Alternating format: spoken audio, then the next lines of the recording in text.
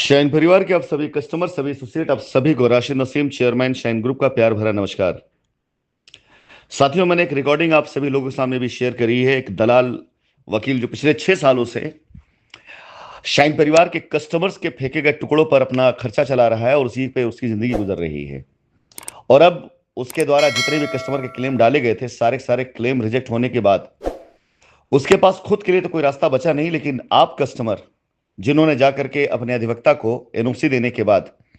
वहां से आप लोगों के लिए कंपनी ने 6 माह के अंदर गारंटी दी कि आपका पैसा या आपकी जमीन कंपनी आपको देगी, चाहे अपने पास से दे।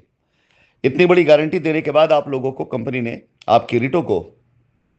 कोर्ट में जब दाखिल कराया तो कोर्ट ने अपनी तरफ से, हाई कोर्ट लखनऊ ने उस रिट को स्पेशल कोर्ट ले जाने की बात कही। एक बार नहीं, दो बार नहीं, करीब 5 बार डेट लगने के बाद भी आपके अधिवक्ता गण ने इस बात से सिरे से इनकार किया, क्योंकि स्पेशल कोर्ट के द्वारा किसी को कुछ नहीं मिलने वाला, कि वहां कंपनी ऑलरेडी स्टे लेकर बैठी हुई है। और क्योंकि आप लोग की लायबिलिटी 6 माह के अंदर खत्म करने की जिम्मेदारी कंपनी ने ली हुई है, वहां पर आपके अधिवक्ता गण ने आपकी रिट को खारिज करा करके उसे सुप्रीम कोर्ट ले जा रहे हैं। और आपकी रिट में जो प्रेयर की गई उसमें लिखा गया है कि कंपनी के डायरेक्टर को अपनी कस्टडी में न्यायिक हिरासत में लेकर के, क्योंकि उनको यह बात पता है कि जमीन किसकी कहां पर है, किसका कहां पर कब्जा होगा, यह बात कंपनी को मालूम है, न कि ईडी को। साथ ही साथ आपको जब कब्जा दिया जाएगा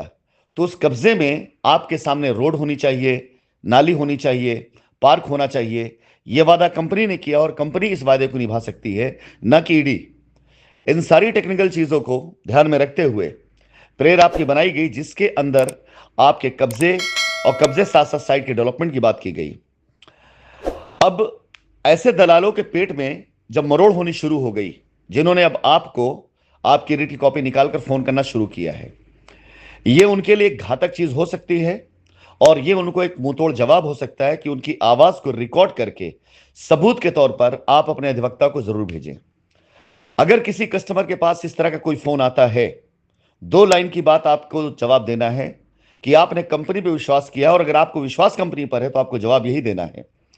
कि आपने कंपनी पर विश्वास किया है और कंपनी ने 6 माह के अंदर अगर आपको देने का वादा किया है, आपकी लायबिलिटी खत्म करने का वादा किया है, तो आप कंपनी के साथ जा रहे हैं। उससे पूछिए, एक सवाल पूछिए कि तुमने जो अपने कस्टमर को 6 साल से दिलवाने का वादा है उसका क्या हुआ। ऐसे दलाल किस्म के लोगों को अब आप लोग पहचान लें, और ऐसे दलाल किस्म के लोगों की वजह से आप लोगों का मामला निपटता है, खराब होता है। फिलहाल मैं सिर्फ इतना कहना चाहूंगा, अभी आगे तो मैं इस पर बहुत बड़े एक्शन करवाने जा रहा हूं, लेकिन आप लोगों से मेरी रिक्वेस्ट है